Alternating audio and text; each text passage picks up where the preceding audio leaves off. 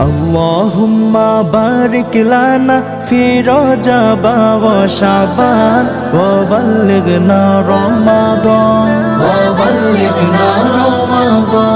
রমজানের প্রথম দশকে আল্লাহর রহমত নাজিল হয়, দ্বিতীয় দশে মহান আল্লাহ মাগফিরাতে মগ্ন হয়, গুনাহ মাফে মগ্ন হয়। রমজানের প্রথম দশকে আল্লাহর রহমত নাজিল হয়, দ্বিতীয় দশে মহান আল্লাহ মাগফিরাতে মগ্ন হয়, গুনাহ মাফে মগ্ন হয়। শেষ দশকে পাপী বান্দা, শেষ দশকে পাপী বান্দা আযাব থেকে পায় না যা। আহলান সাহলান মাহে রমজান, লাইলাতুল কদরের রাত, রহমত নাজাত